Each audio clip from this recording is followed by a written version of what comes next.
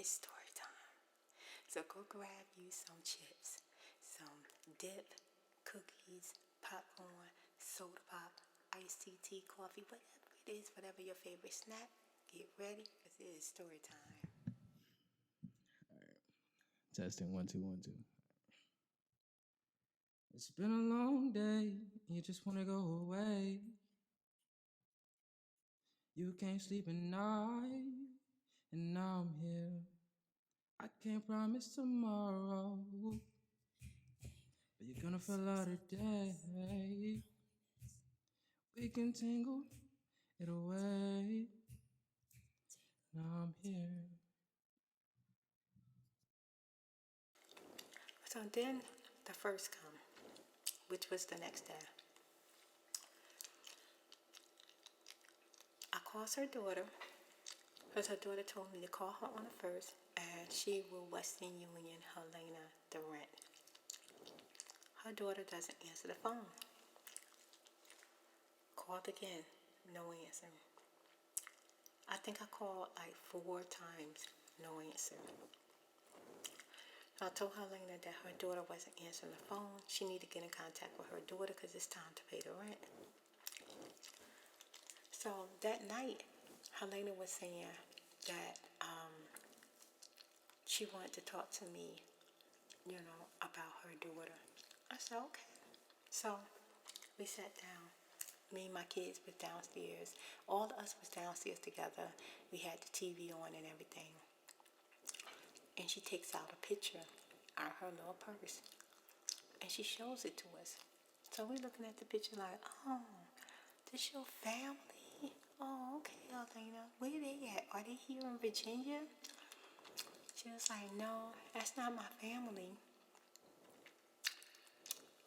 She said, it's me and my son. Then we really started looking at the picture. I'm going to tell you, in this picture, it was 2 people at the beach. And these 2 people at the beach were fat, were big, were healthy, meat, okay?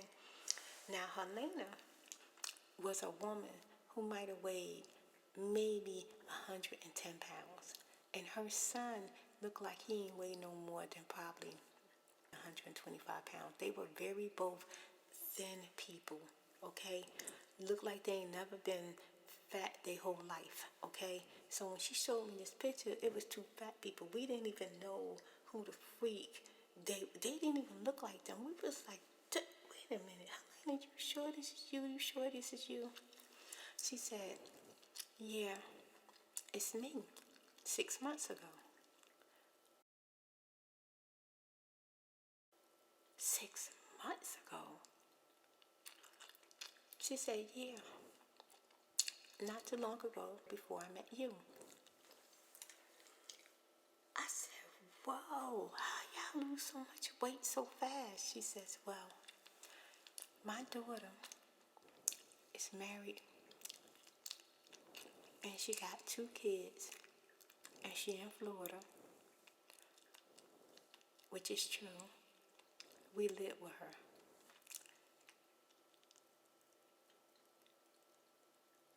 And then she said, and her husband told her that we could no longer live in her house, that he wasn't going to support the whole family, so she put us out. And she said we had been homeless the whole time, barely getting food, have nowhere to stay. We stayed outside. We stayed behind buildings. And, I said, how did you get to Virginia? She said that her and her son caught a ride with people who was on their way. And they said, we told them wherever they go, we'll go. And when they stopped, that'll be it for us. So they stopped in Virginia. And once they got to Virginia, they had people they needed to visit. And me and my son became homeless in Virginia. We left Florida, where my daughter was, because they was hoping that when they got to Virginia, somebody would help them so they wouldn't have to be homeless anymore. So she was telling me that her son lost all that weight all that time because the daughter that had promised to pay the rent for 2 months had put them out. And the only reason why she called her is because she had nowhere to go and no way to pay the rent to me. So she was calling, hoping that her daughter talk to me and know that she has a place to stay, that she would really pay the rent for her.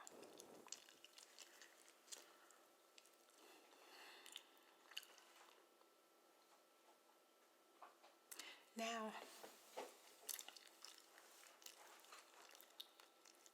I immediately felt a little upset. No, a lot upset. I was like, oh my God. I was like, okay, your daughter's not even answering the phone. Call your daughter right now. Please call your daughter right now. So she called her daughter. Her daughter still wouldn't answer the phone. Then Helena sits down on the couch and says she's not going to answer.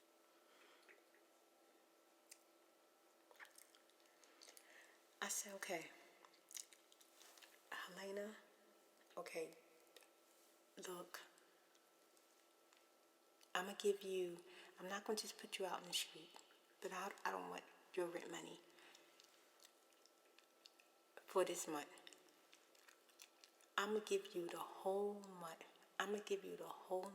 But after the whole month has passed, you can't stay with me any longer. You cannot stay with me no longer. So, during that month that she stayed, she went to the grocery store and she contributed to some food to the house. But I worked, Dream went to school, so me and my daughter was gone. So they mainly ate up the food. And it seemed like they ate even more since she bought the food with her food stamps.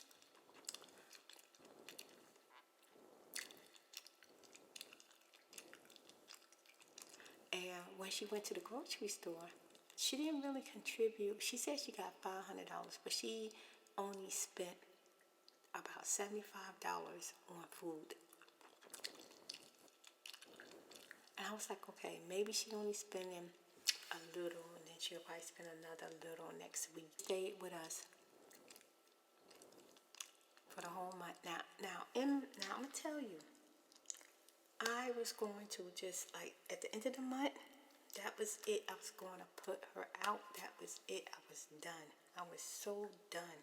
Like I felt like I just couldn't deal with it no more. It was starting to stress me out. So one day, she came to me and she said, you look like you don't feel good. And you look like you always seem to be getting sick a lot lately. She said, maybe I can help you out at the shop. And she said, instead of me paying you rent, instead of you paying me, maybe I can help you out at the shop, and then I could continue living with you until I can figure out how to get on my feet. So I told her, I said, well, Helena,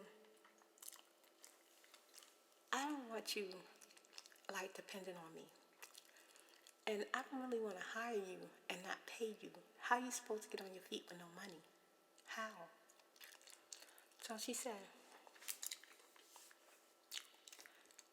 well, maybe I can help you until your shop really pick up, and then as your shop pick up, maybe you can pay me. So I was thinking, okay, I mean, at this point, she ain't got nowhere to go. That's the only thing that seemed like it might work. She worked for me, helped me out at the shop. I don't pay her, but she get to stay with me, her and her son. Now, I thought, okay, yeah, it might work out. It better than worked out. It was so good. Her son helped keep the shop clean. Helena started making flowers. She started answering the phone. So they were really, really helping us out at the shop. And we started like kind of becoming like this family. And I was thinking like, okay, wow, this turned out to be a really good like partnership with, as far as like them living with us, because now I had somebody who can help me out at the shop. So when I went on deliveries, Helena would be at the shop. The store got to stay open. We made more money because somebody was there. I had more energy because I didn't have to do all the lifting and cleaning the buckets. So it started working out really, really good. I'm in my bedroom and I'm exercising. I decided that, you know, I'm getting a lot. I've been really stressed out, so I'm gonna exercise. I'm gonna try to lose some weight. All of a sudden, I fell. I hit the floor. I was in so much shock. Like I didn't even know that I fell, but I knew I hit the floor. Like I didn't know that I was falling. It just like happened. Boom! I was on the floor, and I was like, okay. When I went to go move to get off the floor, I couldn't move. I couldn't make my arms move. I couldn't make my feet move.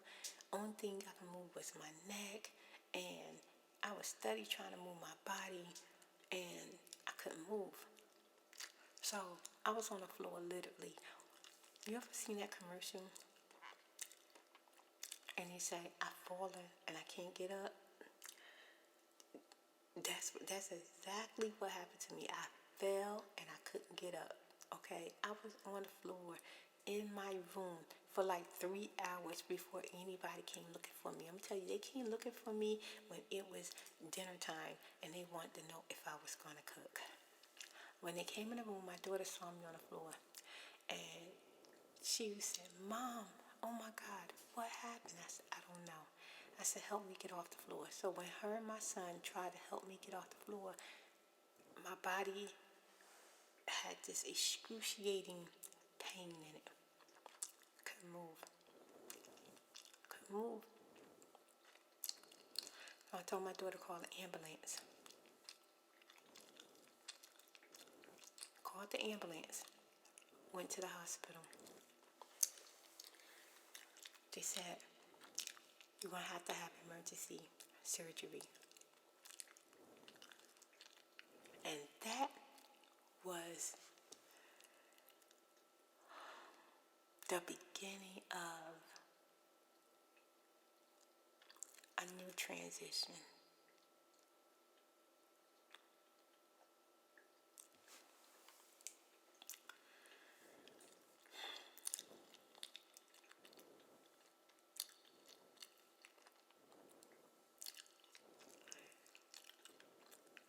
So now I'm in the hospital.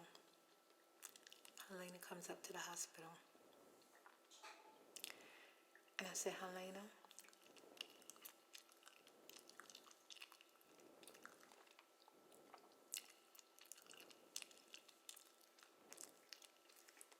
I'm going to be in the hospital for a few days. I'm going to need your help at the shop.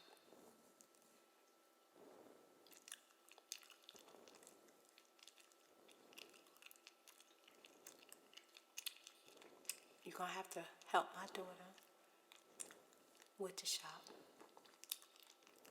Because I don't know what's going to happen. Now, I'm not going to really get into what happened to my surgery and everything, but about a week went past and I was still in the hospital. My daughter told me that she paid the bills out of the bank account like she was supposed to, and that everything was okay. So I talked to Helena. She said that everything was fine. My daughter told me that her and Helena was getting the orders out. Helena was making the deliveries. So I was saying, wow, everything happens for a reason, because while I was in the hospital, Helena helped my daughter with the shop. So I was really, really grateful.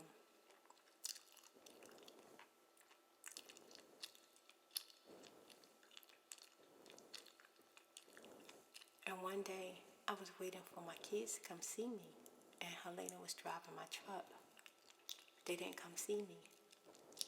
My daughter calls my room at the hospital and tells me that they're stranded. I said, what do you mean? She said,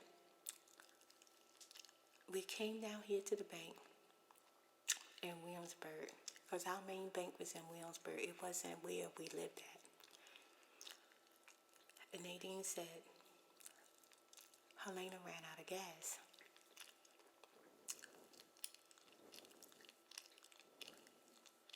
And she don't have no money on her. And I don't have no money, and now we're stranded.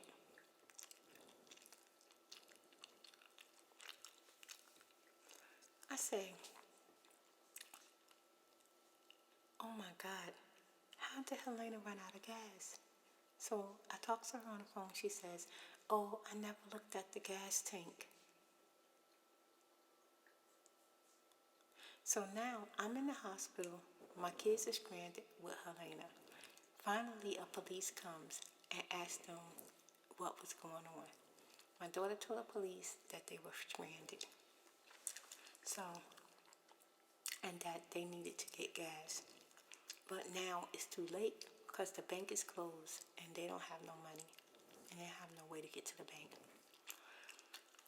Well, they told the police that they were going to stay in the car overnight. And in the morning, they were going to walk to the bank because they almost made it to the bank. They weren't that far from the bank. So the police told them, left them there, and said that he would come back and see if they still out there, and he will help my daughter get to the bank so that they can get gas for the car.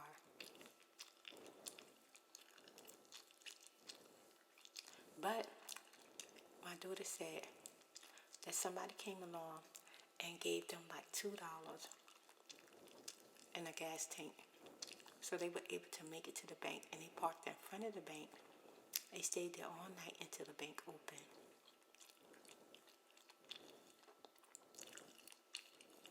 When the bank opened, they was able to get money, get gas, and make it to the hospital.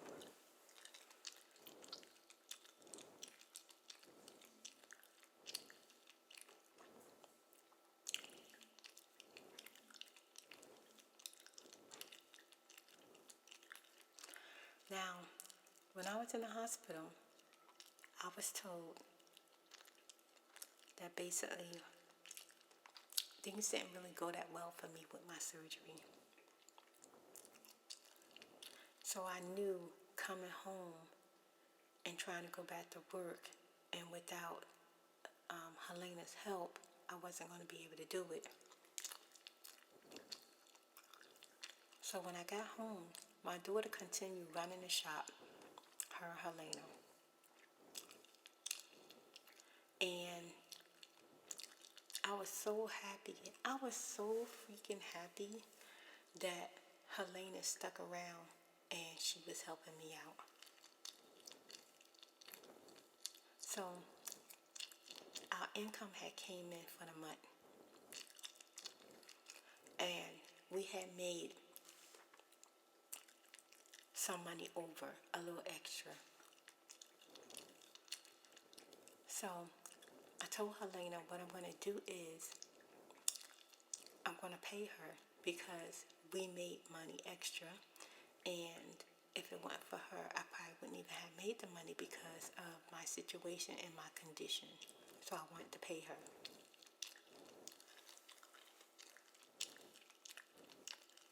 And she was happy. She was grateful. I was happy. And as I was home for like the next couple of months, I was teaching myself. My son and my daughter was helping me learn how to walk again. It was like a difficult time in my life. But I had to do what I need to do because I was my only source of income, and I need to get back at the shop. So I finally started going back to the shop, and I was staying like in one place all day, just making arrangements. Like Helena would bring me the vase. Like I did whatever I could do in one spot because I couldn't move around because it was too painful. So Helena came to me and she said, since your daughter is driving, because my daughter can drive, since your daughter is driving, and it would be better if we both was driving so that we can get more deliveries done. And she said, I want to ask you for a loan. And I said, well, how much? How much do you want? How much do you need me to give you? And she said, well, I just need a down payment. And since now you're starting to pay me, I just need a down payment or something. That way we can make more money. You can pay me more. And I can make my car payment. I can get on my feet. And you and your kids can, will get on y'all feet. So I was thinking like, yeah, okay.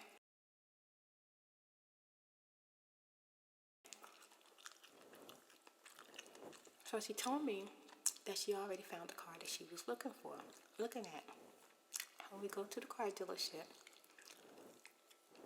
and she goes to like one of them used car dealerships where you only got to put down like $1,500, and your car payment like $200 a month. So I gave her the $1,500 to put down on her car,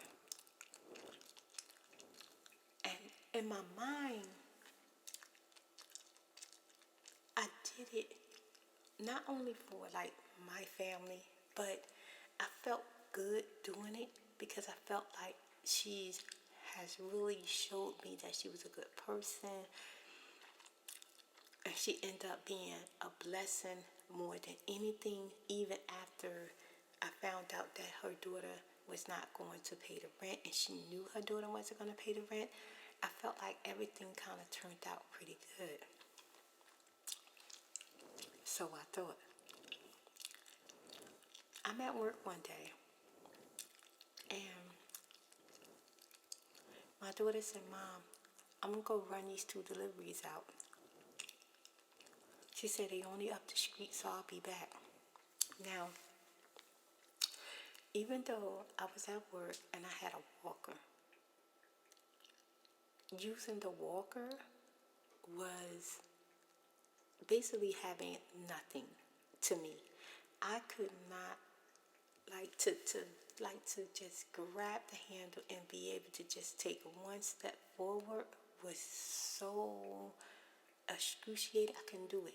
I couldn't do it. So my daughter had to lock the store while she gonna make the deliveries, and I stay in my spot till she come back. And I knew Helena wasn't gonna be there till that afternoon because Helena told me that she had some business stuff to take care of. She had to, go back up to the car dealership, pay for the license plates and some other stuff. So I knew she wouldn't be there till that afternoon. My daughter comes back, and my daughter says, shouldn't Helena be here by now? I said, yeah, she should be here. She didn't call, she didn't come in, so we contact her. She didn't answer the phone. That night we gets home, there's no food in the house. So I still didn't see Helena. So I'm thinking, okay, maybe she went to go get food. She comes in the house, her and her son. They got 2 little like shopping bags, like grocery bags, 2 little bags. He got one, she got one. They come in the house and they say, hey, and they start walking up the stairs.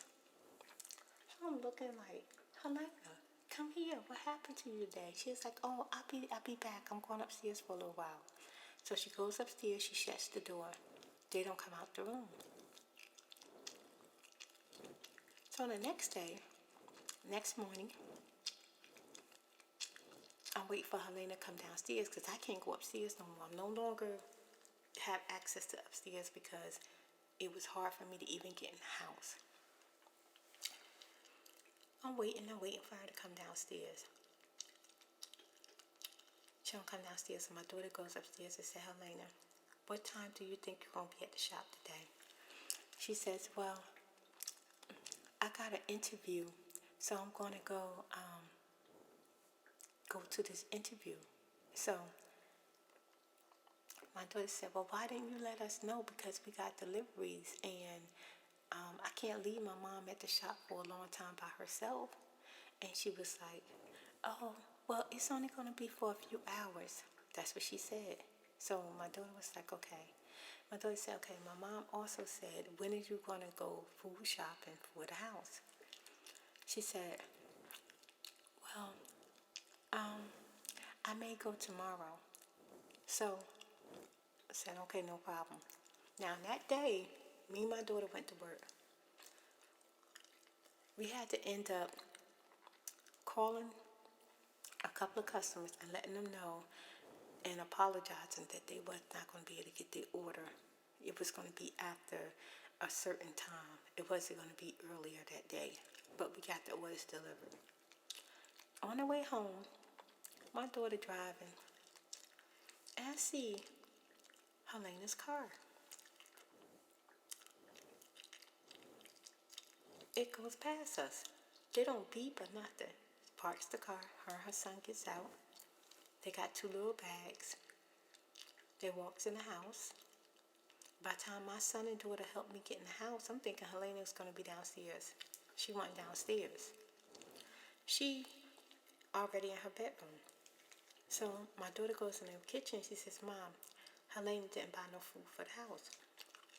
I call Helena. I tell her to come downstairs. I want to talk to her. She comes downstairs. I said, Helena, how come you ain't buy no food for the house? She said, well, my food stamps is for me and my son. And I feel like I shouldn't have to spend my food stamps on the whole house.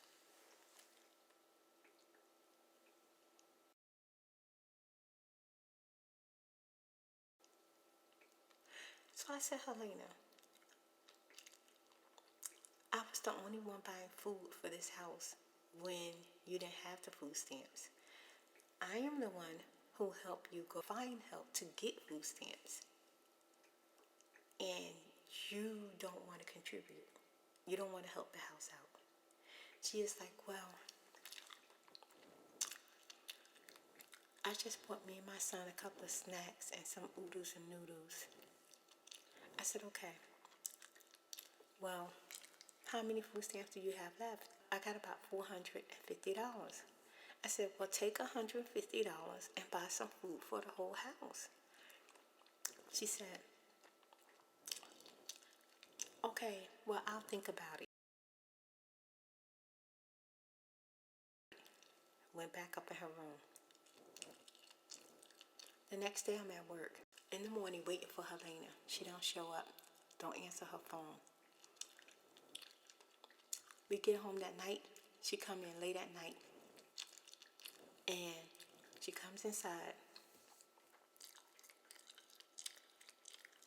And she says, she had a bag of apples. And she was like, do you want an apple? I was like, no, I don't want an apple. And she was smiling. She said that she met a guy and he bought her a bag of apples as a gift.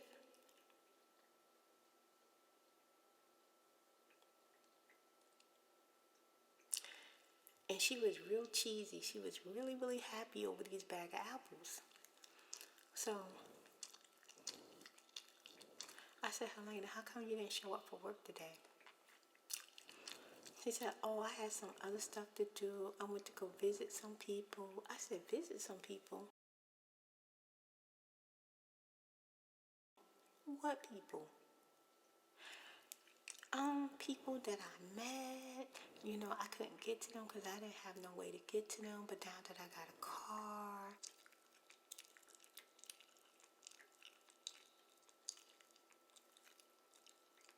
I said, what about the food? I decided that I'm not going to go buy food shopping. I'm only going to buy me and my son something to eat. And I'm not going to be working for you anymore. I might be going to work for this company. They told me that they're going to call me, so I don't need to work for you anymore. And at the end of the month, I'm just going to pay you the rent.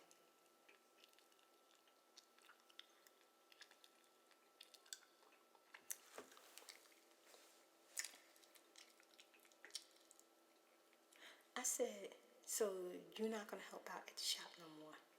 No.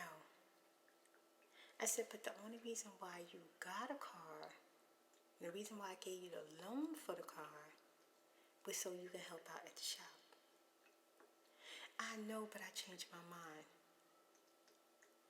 I said, okay, so then how you supposed to pay me back? Oh, I'm going to pay you back when I start working, and I'm going to give you a little extra to go towards rent.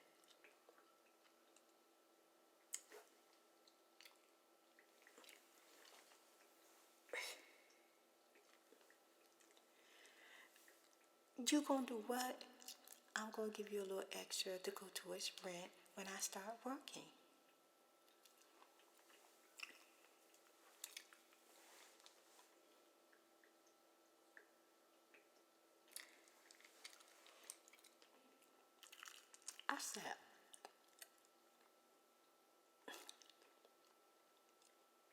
I said, oh no, I don't think so. I don't think so. So the next day, I was supposed to be paying her. I decided that I wasn't going to pay her. I wasn't going to give her anything, not one single dime. I'm not going to be able to make my first car payment if you don't pay me. And I said, oh, you're not going to be able to make your first car payment if I don't pay you. She said, no, because I was dependent on that money to make my first car payment. And if I don't make my first car payment, I got to turn the car back in.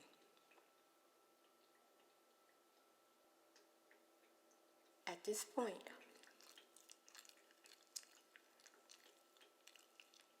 I don't want you to work for me. At this point, I don't want you to live with me. At this point, I don't want you to buy food. And she was like, what am I supposed to do? Get the stepping. You gotta go.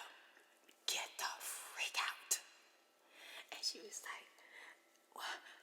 I said, get the freaking stepping.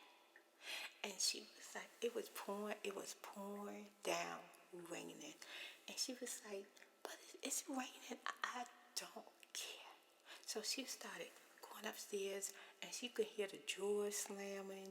She could hear the door slamming. She was throwing stuff around, packing her stuff. And I said, don't be throwing stuff around, because everything in that room is mine. Just get your stuff and get out. And so me and my kids, we were at the bottom of the stairs, and her son came downstairs with their little grocery bags. And we have like a hook where we put all the car keys when you first come in the door. I had already took the car keys. She went to go look on the hook for the car keys, and she was like,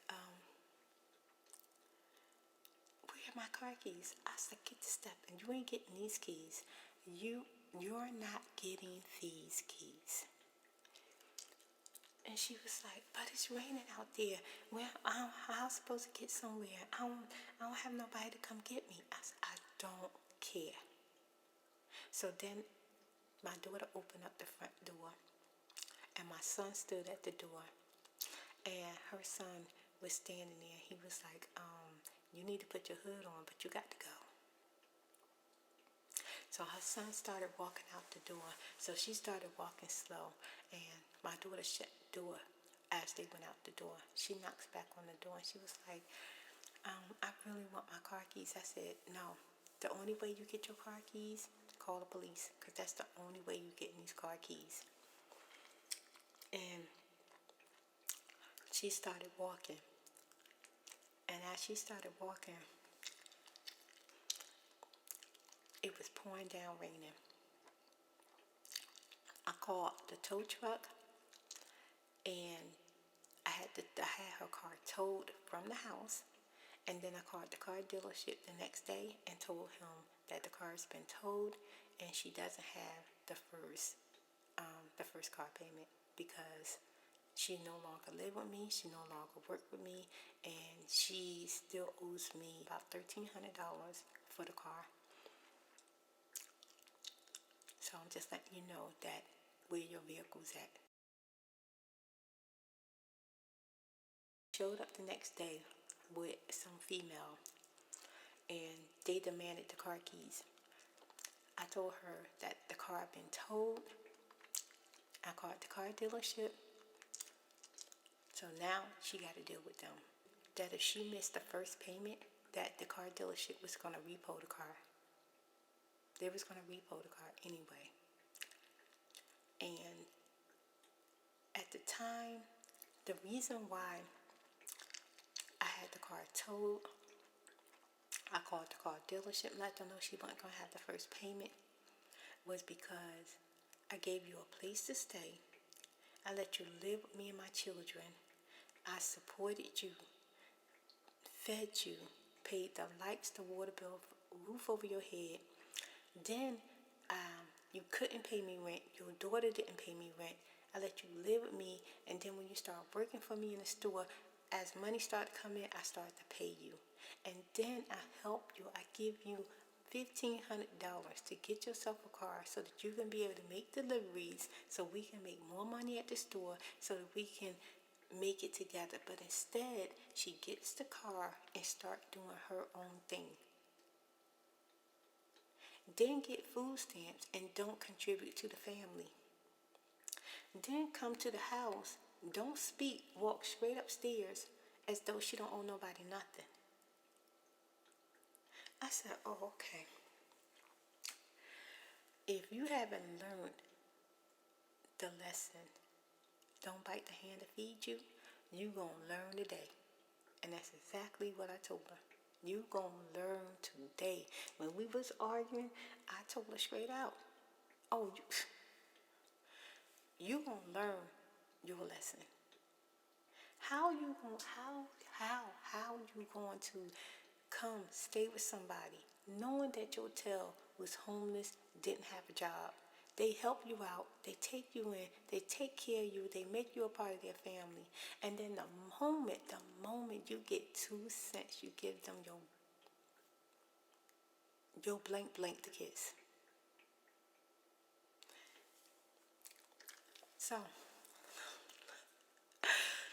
that is the end of story time. Don't worry, I know you're gonna have to come back and watch this story like 2 or 3 times because it's a really long story. So I hope you enjoyed the story. I hope you enjoyed the chewing gum and the makeup. Thank you so much for watching, and I will see you in the next video.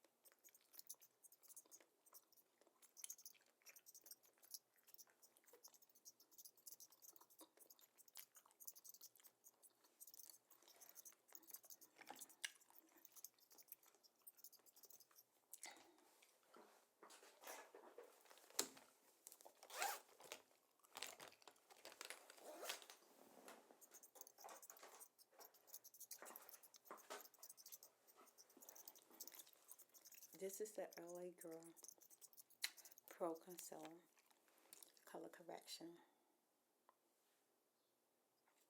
Just trying to squeeze a little bit out.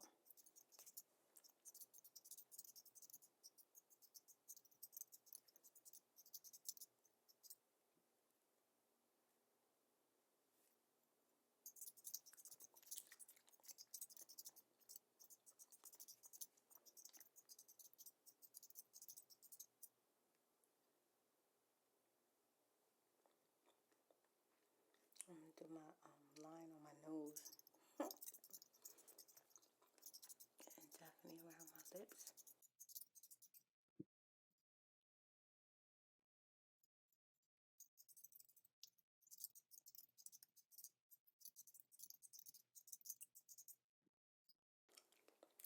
One morning recently, about 2 weeks ago, me and my daughter decided to go shopping.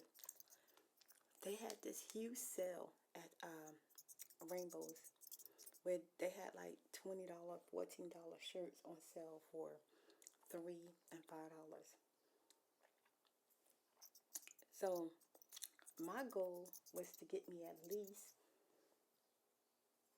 10 blouses, 10 shirts, 10 blouses, a couple of dresses. The dresses were on sale for like $7.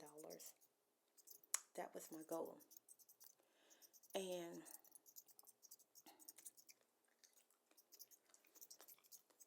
that morning when I got up, I could feel the heaviness of like my eyes. I felt kind of weak. But I said, you know what? I'm going to drink me some hot water because hot water hydrates me really, really fast. I'm going to add some ginger to it. And I'm going to take my B complex. And I'm going to take my iron pills. And everything will be good. That's what I was saying to myself. But what happened was, let's go back. I had got burnt from, I was cooking in the kitchen with my Sundream. Burnt my finger. I don't know if I still have, let me see if I still have the scar.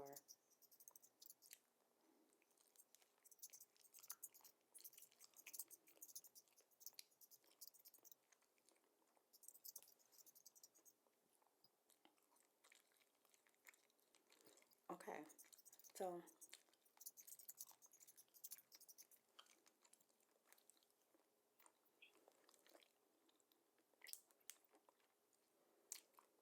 I showed it to you in another video, but I don't have the scar no more because of the antibiotics and the Neosporin. I don't even have a scar. As soon as I got burnt, and it wasn't on fire, it was from a hot pan. I put the Neosporin on and the antibiotics right away.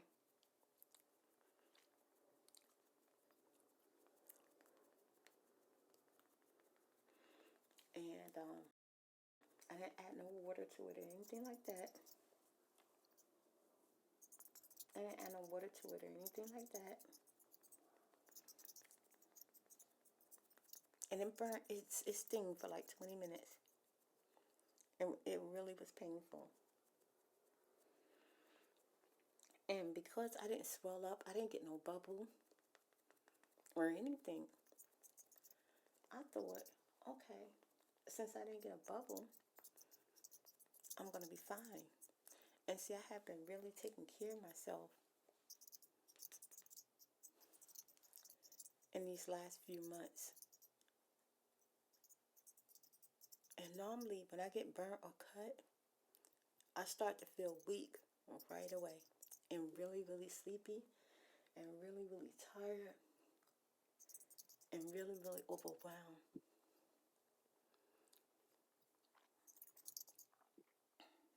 And I can tell because right away I start to get anxiety to the point where I'm kind of frantic.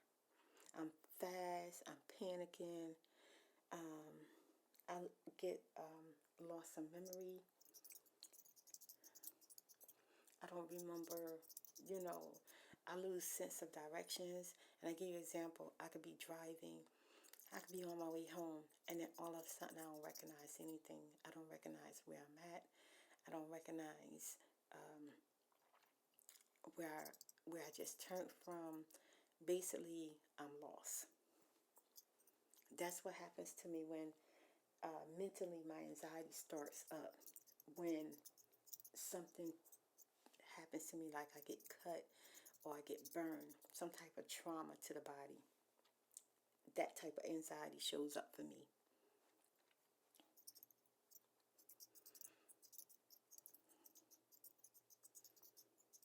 Oh, wow, this is really pretty. Okay, I'm not going to do 2 coats today because I can't be playing. I got to get out of here. So what happened was, when I got burnt, a couple of days went past, and I wasn't in the bed. I wasn't real tired. I wasn't weak.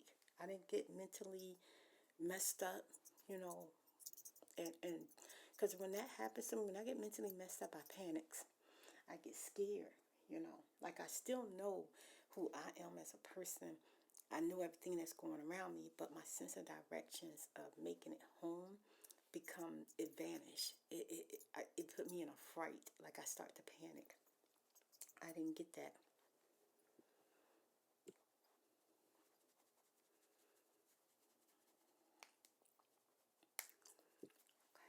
This foundation is nice. Yeah, I'm loving it so far. So far, so good.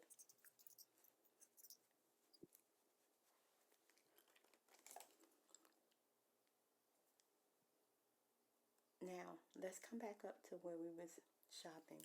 We was in the store. Everything was cool. My daughter was on one side, because you know we 2 different sizes. Mama got some meat on her body, okay? So I was in another side of the store shopping. And my daughter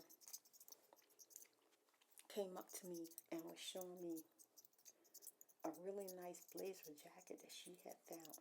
And that she liked it, but it wasn't on sale. And she was wondering if she should just put the stuff she found on sale back and get the jacket, because she really, really liked the jacket. And I'm a firm believer. You feel like you really like something, put everything else back. Get what you want, that you really feel in your heart that you like, get it. And I fell on the clothes rack of the store, and my reflex grabbed the rack. My daughter grabbed me, and I can feel myself just fading. Like I was just fading, like I felt like I was leaving my body. That's what I felt like. And then all of a sudden, I was okay. And I was holding on to the rack. And my daughter was like, Mom, because it scared her so bad. And I was trying to stay focused on the fact that I was inside of a store and I'm about to pass out. And it wasn't like a faint, it was like a hit, like something hit me so hard that it was just not fainting. Like I wasn't going to just faint.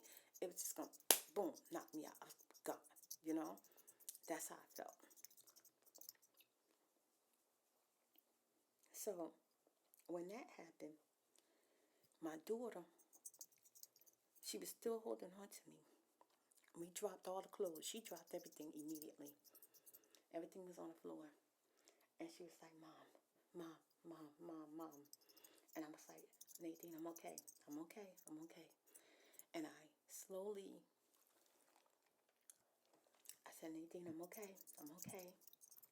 And I slowly pulled myself up with her help. And I stood up.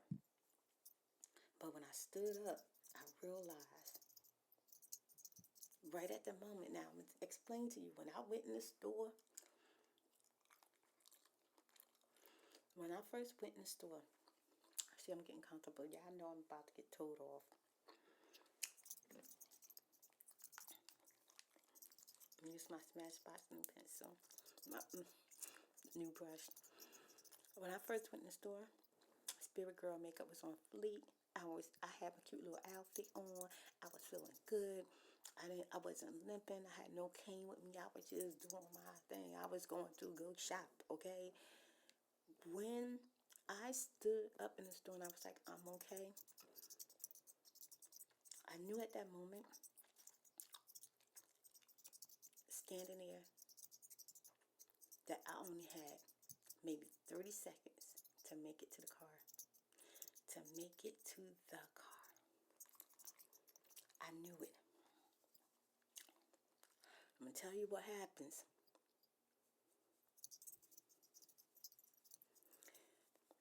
I could feel my body my legs, my elbows, the bones in my elbows, like to bend my arm like this.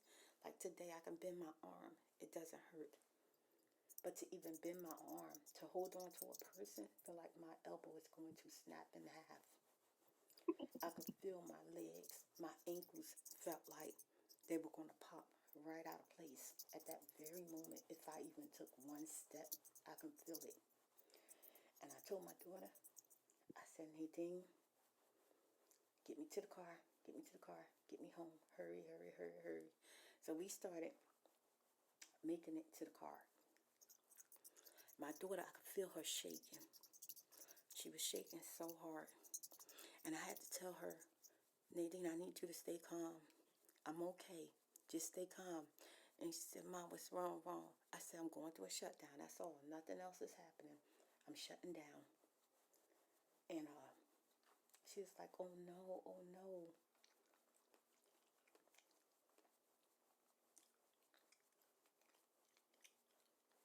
Now,